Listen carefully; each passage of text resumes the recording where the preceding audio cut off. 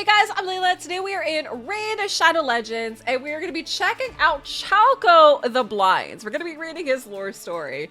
Now, he cracks me up. I don't know if anybody here remembers Little Shop of Horrors, but I keep calling him Seymour. He reminds me of the Venus flytrap, so I just call him Seymour, is what his name is. And he looks interesting. So we have this demon spotted. I don't know what this is about. This is something I probably would have expected to see in like Diablo or something. So that's interesting. I hope that his lore story explains what this is, what his backpack is, or part of his wings, or whatever this is here. Wait, are those hands? Are those her hands? Wait, no, those are like... He's got like 4 pairs of hands, right? One, two. Okay, he's got 4 pairs of hands here. I don't know what this is. He's getting really handsy. Oh, he's got a hand here too.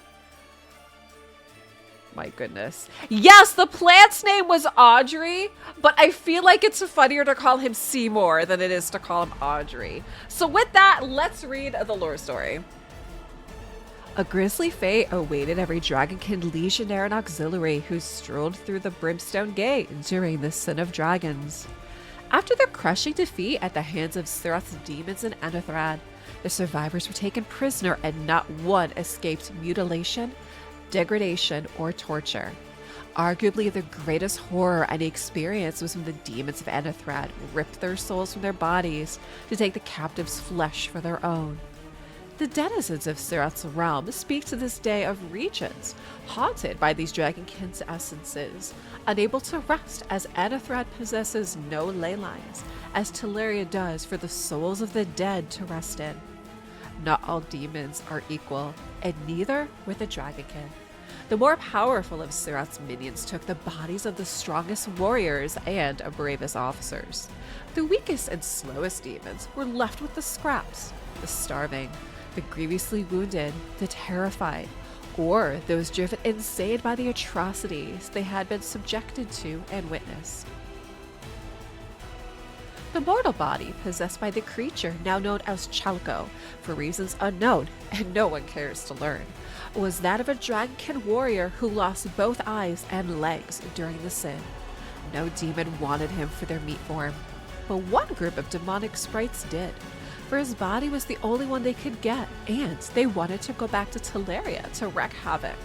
They were a weak, predatory, and spiteful bunch, forever bullying one another and gnawing on anything they could get their spindly, clawed hands on. They giggled and cackled as they ripped their victims' souls from his broken body, thread by ectoplasmic thread, and pressed their own portly essences into the corpse that remained. The dragonkin's flesh changed. It bucked and warped and bubbled. Bones cracked and snapped. Scales withered. Dark horns formed. A huge maw widened. Yellow fangs grew. Sensory organs sprouted. Hunger rumbled. No eyes emerged, nor did feet, correspondingly large enough for the creature. But these were of no disadvantage.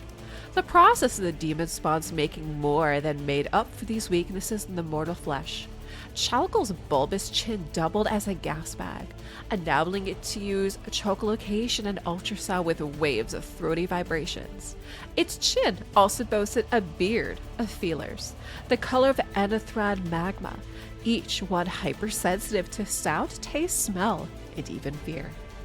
They appeared to move of their own volition, tasting the air, ever guiding their hosts to new feasts. The new Chalco could sense the presence of a mouse 100 miles away and possessed the strength to take down prey much larger than itself. The sprites that made it up remained as malicious as ever, only now no one could bully or dismiss them as easily as they once did. When Sirath unleashed his demon spawn upon Teleria after the Sin of Dragons, Chalco was one of the first through. It ached for the taste of mortal flesh, to guzzle warm blood, and it fed and drank well. Wherever it hopped and bound, it left a trail of blood, flesh gibbets, and bone fragments in its wake. Those lucky enough to survive its attacks were often found in a catatonic, shivering state they never recovered from. Though this invasion was ultimately thwarted, Sirath was at least best pleased with Chalco. In this being, he had a terror weapon with few comparisons. One, he has unleashed at will in the century since, and has made a gory mark on Teleria in the fall of the dwarves, Second Great War, and dozens of other conflicts. Many Vault Keepers and Lightbringers have kept watch for Chalco, seeking to send him to the Doom Tower or bind him within a shard. Several are now no more, serving only as yet more meat to feed Chalco's insane, insatiable appetite. There was Ophiel, a Lightbringer of such radiant beauty. He was said to have made Sirath weep when he first strode from the waters of life. He thought he had cornered Chalco and the salt swamps of eastern Yukai's island. He was proven fatally, agonizingly wrong. Janius was a wise, experienced Vault Keeper, one who had secured several dozen demon-spotted shards to prevent them from terrorizing Teleria and returning to Anathrad. He had defeated the Vapiras, the Spiral Fang, Naramzin, the Impaler, and the Light Quencher. But he was no match for a frenzied, ravenous Chalco, serving as little more than dessert after the demon spawn consumed the Vault Keeper's coterie of warriors and mages. Chalco is content. The sprite's loyal to Seraph, for the Shadow God always feeds it. They have gorged well indeed, and there is plenty more to come. Well, okay, that is the lore story for Chalco the Blind. And I would love to know what you guys think of this. I don't think the lore story actually explains what this is about, right? Because from what we understand is Chalco was a dragon.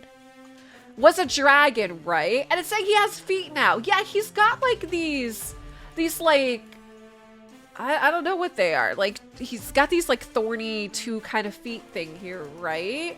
So yeah, he's got feet now. I don't know what this is. I'm not really sure what's going on with that. You know what I mean? And yeah, we don't know what's up with the hands on the front, but we do know he was a dragon kid. So I would love to know what you guys think for the lore story of Chalco the Blind. I do find it interesting, like they talked about some of these other champs down here, which I think would be kind of cool if they did end up adding them eventually. So they talk about this Lightbringer called Opheliel, who came out from the waters of life. So potentially, like maybe Ophiel was this kind of more water frost type Lightbringer, right?